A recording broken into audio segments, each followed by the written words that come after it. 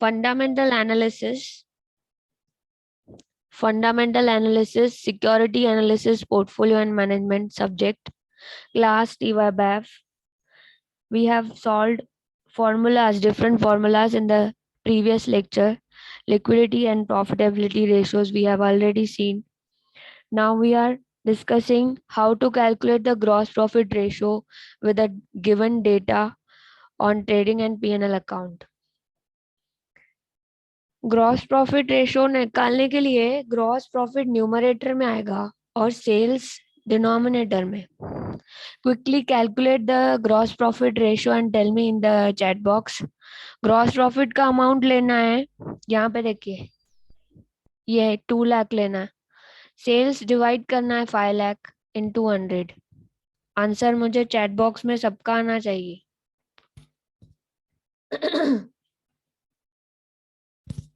बोलिए.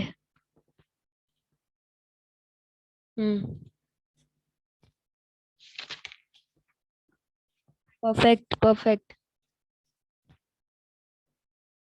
Very good. दीर, कमांशा, Shifali, Shivani. Okay, तो ये 40% हुआ. ठीक है, इन 200 कर रहे हैं तो ये 40% हो गया ग्रॉस प्रॉफिट रेशो. चलिए अभी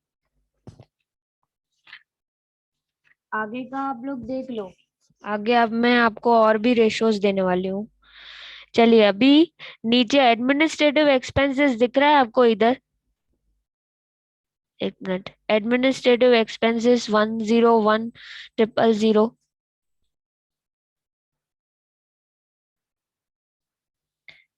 सेकंड कैलकुलेट करना है administrative expense ratio. Administrative expenses कितने हैं? 101,000. दिख रहा है ना यहाँ पे? ओके. अभी मुझे बताओ, एक्सपेंस को हम लोग किससे कंपेयर करते हैं? सेल्स से ही कंपेयर करते हैं ना. प्रॉफिट को भी हम सेल्स से कंपेयर करते हैं, एक्सपेंस को भी सेल्स से. तो सेल्स 5 लाख है, यहाँ पे देखिए ऊपर सेल्स कितना है? 5 लाख. तो एडमिनिस्ट्रेटिव एक्सपेंस रेशो निकालने के लिए फॉर्मूला क्या है? एडमिनिस्ट्रेटिव एक्सपेंस न्यूमरेटर में divided by net sales 5 lakh into 100.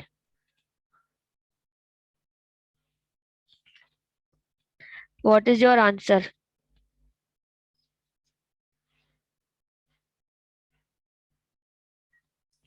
बोलिए.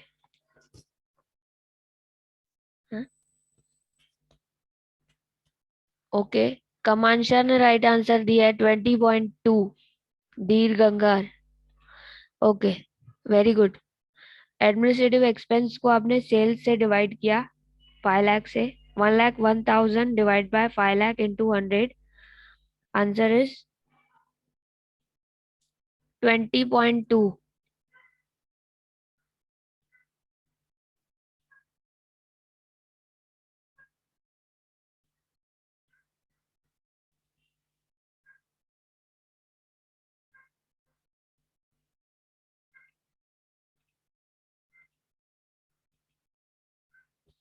Next is operating profit. Operating ratio लिखा है, खाली ऑपरेटिंग रेशो, मतलब ये एक्सपेंस है क्योंकि नीचे ऑपरेटिंग प्रॉफिट रेशो भी पूछा है. तो ये क्या है? थर्ड नंबर क्या होगा? ऑपरेटिंग एक्सपेंस रेशो होगा ना. कुछ नहीं लिखा है और नीचे प्रॉफिट का वैसे भी पूछा है हम लोगों को. 2 बार है. ऑपरेटिंग रेशो भी है, ऑपरेटिंग नेट प्रॉफिट रेशो भी है. बताइए क्या करेंगे? अभी ऑपरेटिंग एक्सपेंस रेशो निकालना है. ऑपरेटिंग एक्सपेंसेस क्या क्या होते हैं बताओ. देखो यहाँ पर ऑपरेटिंग एक्सपेंसेस होते हैं एडमिनिस्ट्रेटिव एक्सपेंसेस. ओके,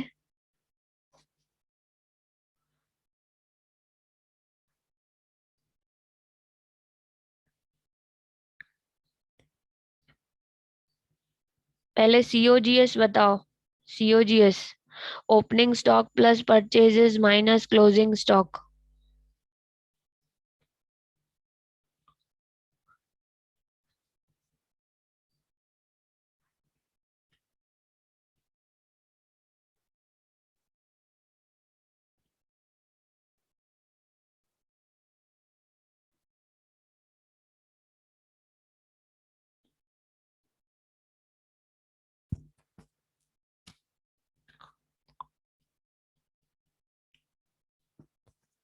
ये COGS है ना, इन सबको प्लस करो। Opening stock plus purchases plus carriage and freight plus wages minus closing stock 98,500।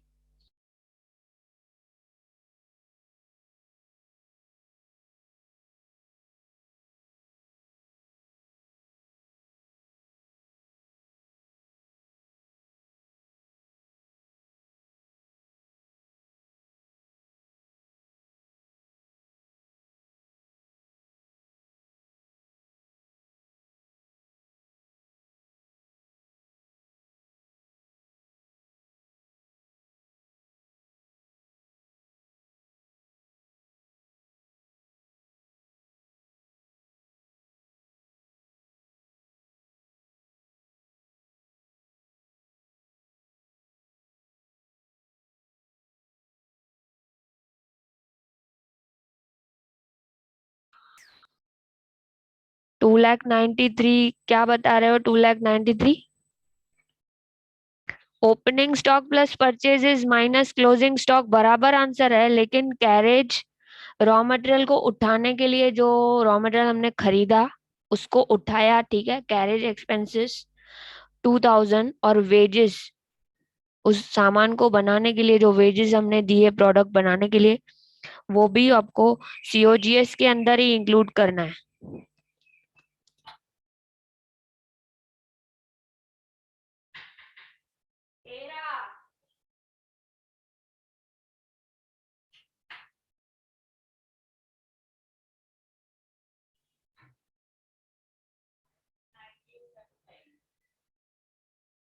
ना आया, ठीक है। तो यहाँ पे आपको 3 lakhs का आएगा answer. Opening stock plus purchases plus carriage and freight plus wages minus closing stock, तो 3 लाख आंसर आया। तभी तो ग्रॉस प्रॉफिट आया। यानी COGS जो ट्रेडिंग अकाउंट के अंदर, ये ट्रेडिंग अकाउंट है, पहले ट्रेडिंग अकाउंट है, उसमें COGS आपका 3 लाख बन रहा है। अभी ऑपरेटिंग एक्सपेंसेस की अगर बात करें तो यहाँ पे इन दोनों को प्लस करो, एडमिनिस्ट्रेटिव और सेलिंग, क्योंकि ये तो नॉन ऑपरेटिंग है। नीचे आपको दिख रहा है नॉन ऑपरेटिंग एक्सपेंसेस 2,000। ऑपरेटिंग क्या होगा? इन दोनों को प्लस करेंगे तो ऑपरेटिंग एक्सपेंसेस, ऑफिस के एक्सपेंसेस ऑपरेटिंग होते हैं। प्रोडक्ट सेल करने के लिए कुछ एडवर्टाइजमेंट या डिस्ट्रीब्यूशन एक्सपेंसेस, किसी को एजेंट रखा, उसको फीस दिया, सेलिंग कमीशन दिया, ब्रोकर्स अपॉइंट किए, ब्रोकरेज दिया सेलिंग के लिए, प्रोडक्ट सेलिंग के लिए, तो 12,000 उनको दिया, तो ये भी ऑपरेटिंग एक्सपेंसेस के अंदर आता है। 1,01,000 प्लस 12,000 ऑपरेटिंग एक्सपेंसेस कितने होंगे?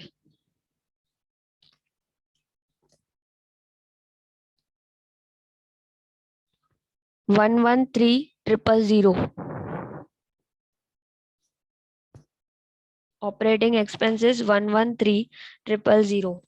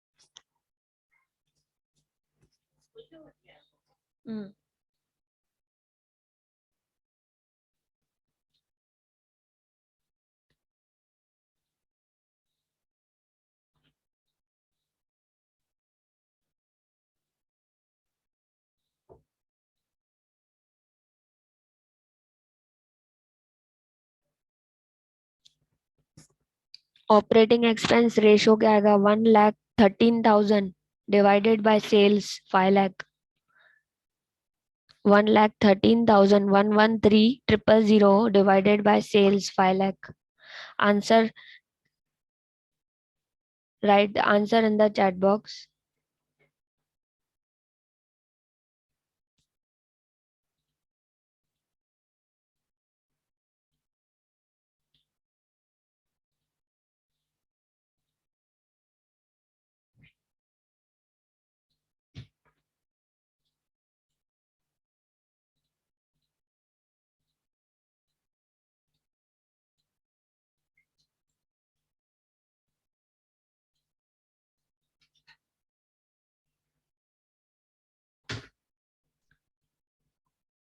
एडमिनिस्ट्रेटिव और सेलिंग एक्सपेंसेस को प्लस किया 113,000 divided by 5 lakh.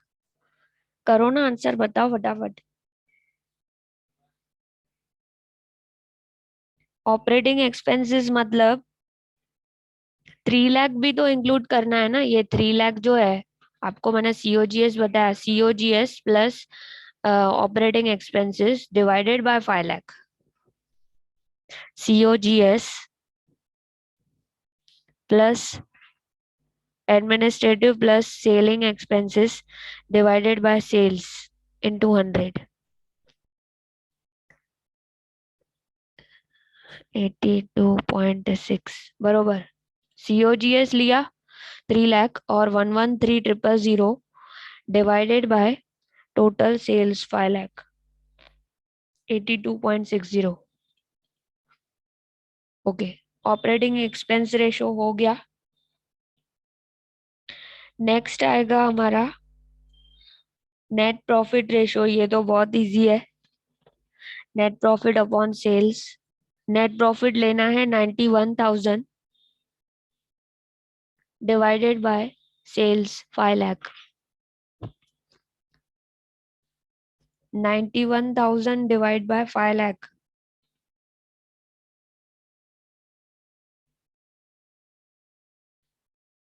Okay, 18.2 Dheer Gangar, very good. Prachi Jain 18.2 perfect percent, 18.2%।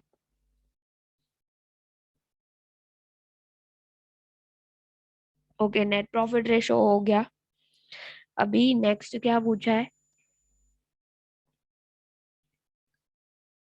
Operating profit ratio.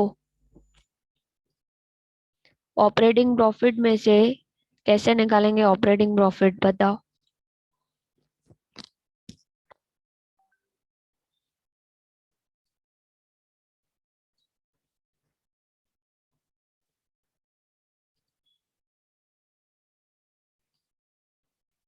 आपने सीओजीएस निकाला था, opening stock plus purchases plus wages plus carriage and freight minus closing stock, याद है? 3 लाख आया था सीओजीएस 3 लाख।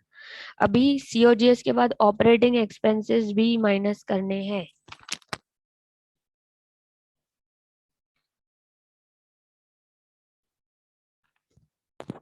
ऑपरेटिंग एक्सपेंसेस क्या है इसमें?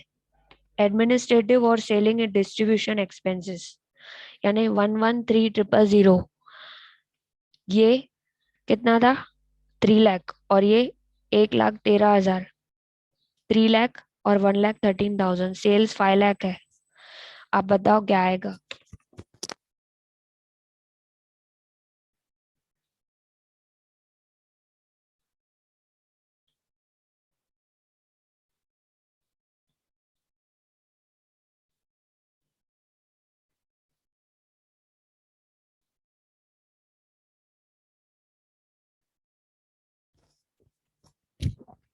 ऑपरेटिंग एक्सपेंस क्या है, कोई बताओ। बताओ ऑपरेटिंग एक्सपेंस में क्या क्या है। देखो यहाँ पे ध्यान से अब लोग समझोगे तो समझ में आएगा। ये पूरा डेबिट साइड है ना, जो एक्सपेंसेस है, ओपनिंग स्टॉक, रॉ मटेरियल का opening stock, purchase, carriage, wages और क्लोजिंग स्टॉक माइनस, जो ये साइड में है वो माइनस करना है। तो सीओजीएस आ रहा है आपका, सीओजीएस कितना आ रहा है? 3 लाख। अभी ऑपरेटिंग एक्सपेंस यानी ये वाला 1 लाख, 1,000 और 12,000, 1,13,000 हुआ ऑपरेटिंग एक्सपेंस। तो ये हमने ऑपरेटिंग एक्सपेंस माइनस किया, सेल्स में से सब माइनस करो तो ऑपरेटिंग प्रॉफिट आ जाएगा।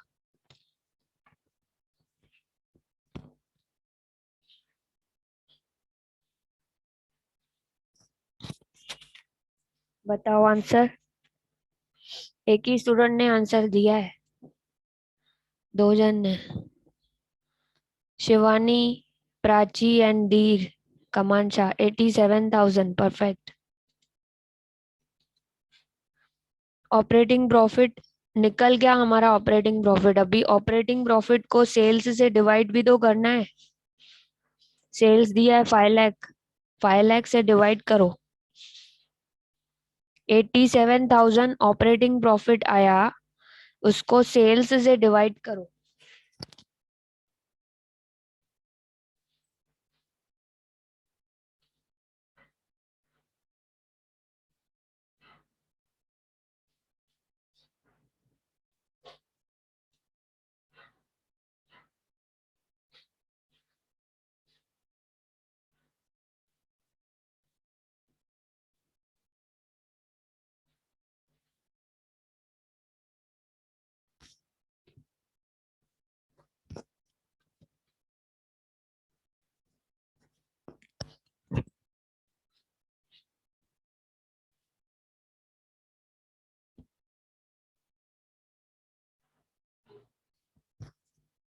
Yes, tell me the answer. 17.40%. 17.40%. कोणताही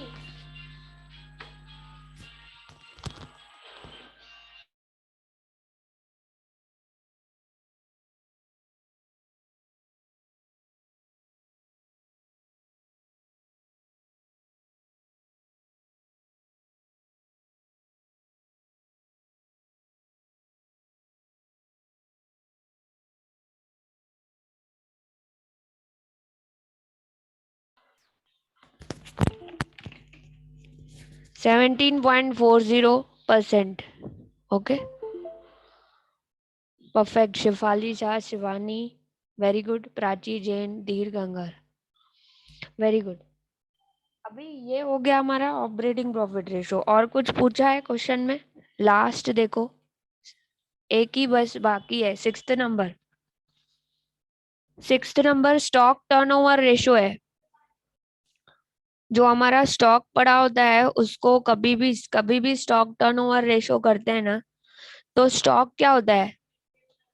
जो बना के रखा है, गुड्स बना के रखा है, उसकी कॉस्ट क्या है? सीओजीएस क्या है? Cost of goods sold, COGS.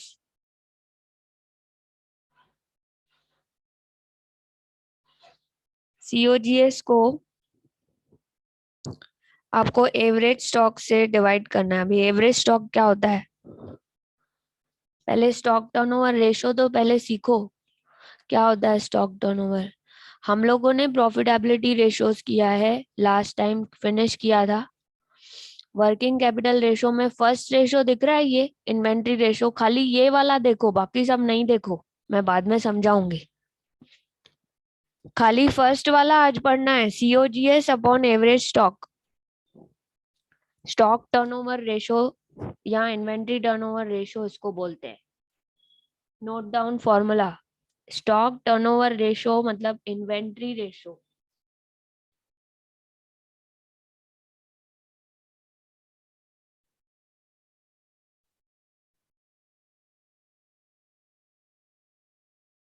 मतलब जो माल वेयरहाउस में पड़ा है वो कितना सेल हुआ।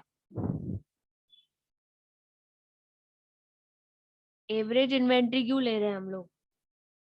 कभी सेल्स हमारा ज्यादा होता है, किसी मंथ में ज्यादा सेल्स होता है, किसी मंथ में कम होता है।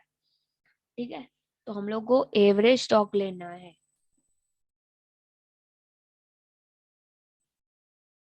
Cost of goods sold you have to divide with the average inventory, beginning inventory and closing inventory. Beginning inventory यानी opening stock, ending inventory means closing stock, divided by 2, दोनों को प्लस करके। अगर ये रेशो कम आता है, इसका इंडिकेशन है कि हम लोग सेल्स कर नहीं पा रहे हैं, पुअर सेल्स है हमारा। अगर इसका रेशो 10 के ऊपर आता है या 5 और 10 के बीच में आता है, यानी आप है ना अपने इन्वेंट्री को 1 या 2 महीने में सेल कर लेते हो और रीस्टॉक कर लेते हो।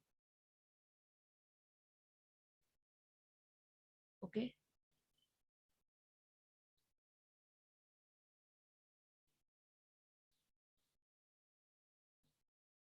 ठीक है। जो लोग सेल नहीं कर पाते अपने प्रोडक्ट को, जो लोग अपने प्रोडक्ट को जल्दी जल्दी सेल नहीं कर पाते हैं, यानी कुछ तो प्रॉब्लम है प्रोडक्ट के अंदर, या तो उसका कुछ क्वालिटी में प्रॉब्लम है या उसकी प्राइस बहुत ज्यादा रखी है हमने। इन्वेंट्री टर्नओवर रेशो से कंपनी अपने इन्वेंट्री और सेल्स को कंपेयर कर रही है, कितना मेरा इन्वेंट्री बढ़ा है और कितना मेरा सेल हो रहा है। अगर हम ज्यादा इन्वेंट्री रखेंगे, ज्यादा गुड्स बना के रखेंगे, तो हमारा पैसा वहां पे स्टक हो जाता है। ठीक है, तो इन्वेंट्री टर्नओवर यानी स्टॉक टर्नओवर रेशो, इसका कैलकुलेशन हम लोगों को COGS लेना है, कॉस्ट ऑफ गुड्स सोल्ड, और उसमें डिवाइड करना है आपको एवरेज स्टॉक।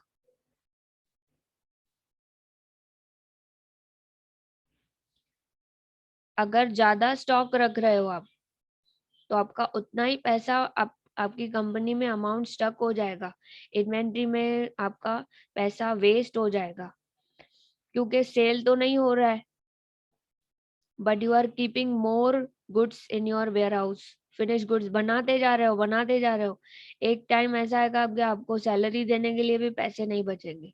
तो प्रॉपर मैनेजमेंट नहीं किया है, गुड्स बहुत सारे बना दिए हैं, सैलरी के लिए, नॉर्मल एक्सपेंसेस जो होते हैं उसके लिए भी पैसे नहीं रखे, पूरा प्रोडक्शन करके रख दिया है, वो भी गलत है। ठीक है, तो इन्वेंट्री रेशो, एक minute, stock turnover ratio,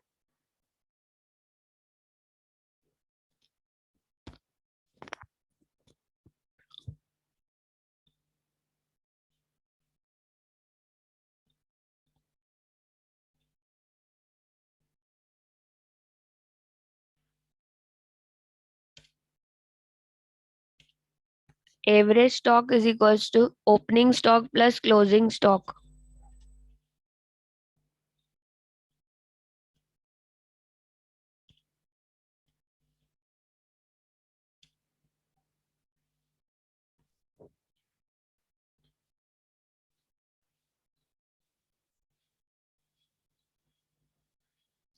divided by 2।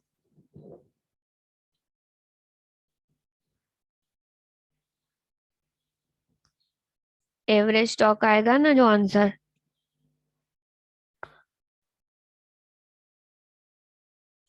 बताओ, ओपनिंग स्टॉक दिया है 76,250, क्लोजिंग स्टॉक दिया है 98,500, दोनों को प्लस करो और डिवाइड बाय 2 करो।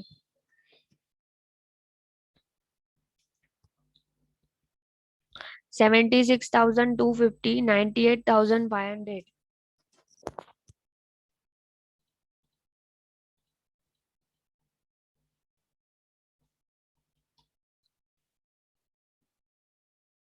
98,500।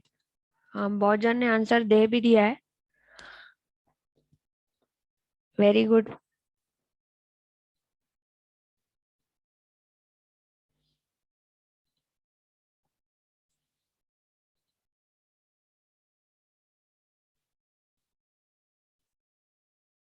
87,375, TYBF, Dheer and Prachi.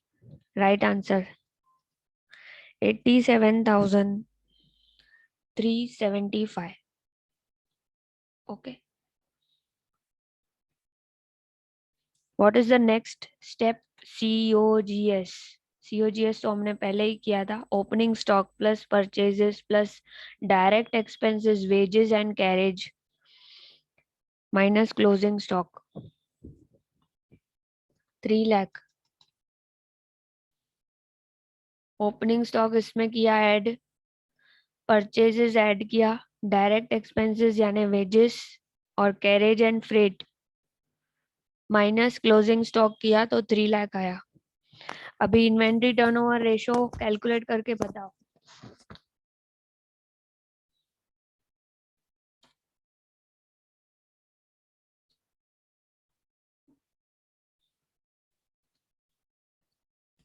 Stock turnover ratio 3 lakh divided by 87,375 into 100. What is your answer? Into 100 करते हैं क्या फॉर्मूला में? देखो फॉर्मूला वापस से, इंटू 100 नहीं करना है, आंसर टाइम्स में आएगा। टर्नओवर रेशोज में कभी भी इनटू 100 नहीं करना है। क्यों नहीं करना है मैम? इसलिए क्योंकि हमें टाइम्स पता चलेगा। जब आप निकालोगे आंसर तो वो आंसर टाइम्स में आएगा। Answer is 3.43।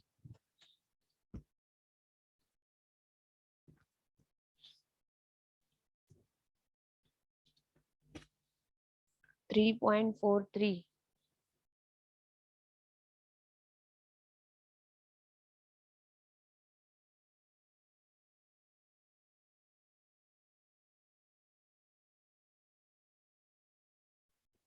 सिर्फ 3 टाइम्स सेल करती है inventory during the period. Okay, COGS is nothing but cost of revenue from operations.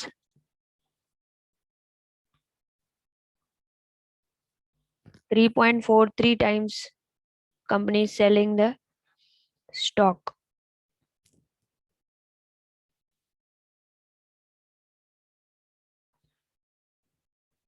जो फिनिश गुड्स है उसको कन्वर्ट किया जाता है सेल्स में 3.43 टाइम्स।